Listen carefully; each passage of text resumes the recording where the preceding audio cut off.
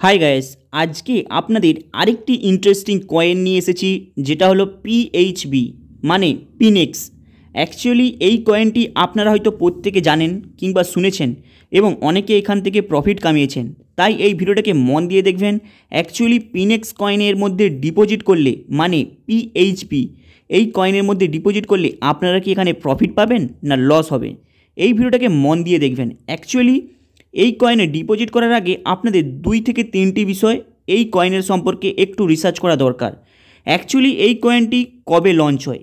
এই কয়েনটি মার্কেটে আসে 2019 সালে 13ই ফেব্রুয়ারিতে, কিন্তু এর মাইনিং থেকে শুরু করে এর প্রজেক্ট চালু হয় মে মাসে 2013 সালে। কিন্তু আপনারা যদি এর বিগত গ্রাফটাকে ফলো করেন কয়েক বছর ধরে, সেখানে দেখতে পাবেন এর গ্রাফটা কিন্তু প্রথম থেকে যথেষ্ট পাবলিকের কাছে একটি ছোটোখাটো প্রফিট দিয়ে আসছে। তাই এই কয়েনের সম্পর্কে আপনারা যদি একটু রিসার্চ করেন তাহলে দেখতে পাবেন এই কয়েনে লসের ভাগটা কিন্তু অনেকটাই কম।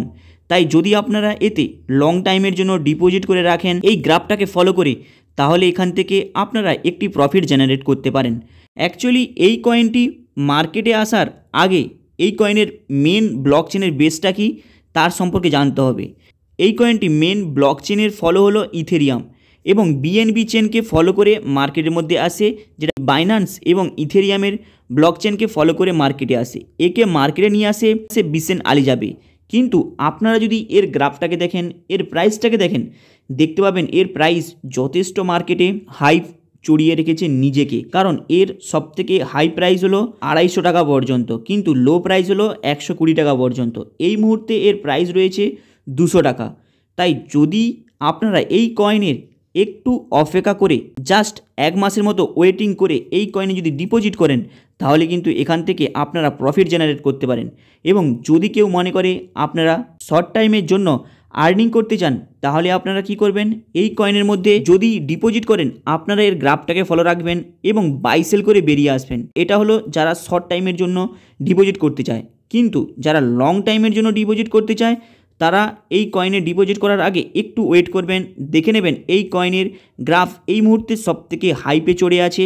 আপনারা জাস্ট 1 থেকে 2 সপ্তাহ ওয়েট করবেন, তারপরে এতে ডিপোজিট করবেন, দেখবেন একটি নির্দিষ্ট পরিমাণে প্রফিটের মার্জিন ধরে রাখবেন, তারপরে আপনারা বাই সেল করে বেরিয়ে আসবেন।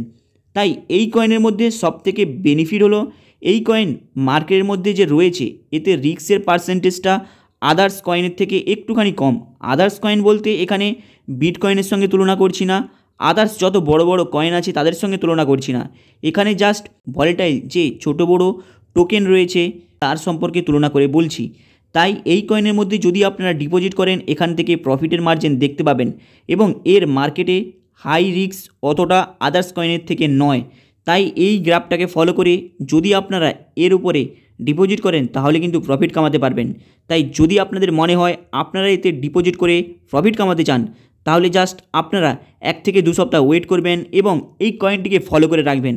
কারণ এখানে আপনারা ডিপোজিট করলে প্রফিটের পার্সেন্টেজটা বেশি কামানো যায় আদার্স কয়েন থেকে। কারণ এই কয়েনের মেন ব্লক চেনের ফলো হলো ইথেরিয়াম এবং বাইন্যান্স চেন।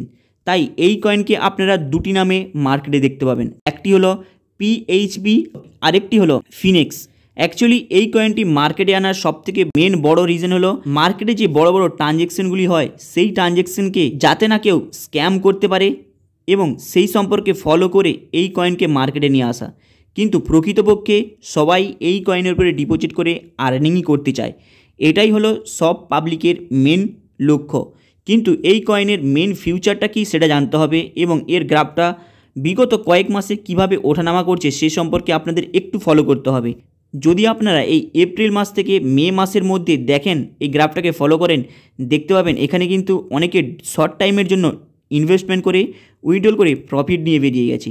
তাই এই কয়েনের সম্পর্কে আপনাদের একটি নলেজ এবং ধারণা দিয়ে দিলাম। তাই এই কয়েনের উপরে যদি আপনারা ডিপোজিট করতে চান শর্ট টাইম লং টাইমের জন্য আপনাদের কিভাবে ডিপোজিট করতে হয় বলে দিলাম। আপনাদের এই আপডেটটা কেমন লাগলো লাইক অ্যান্ড সাবস্ক্রাইব করে দেবেন। চলুন দেখা হবে আবার নেক্সট ভিডিওতে।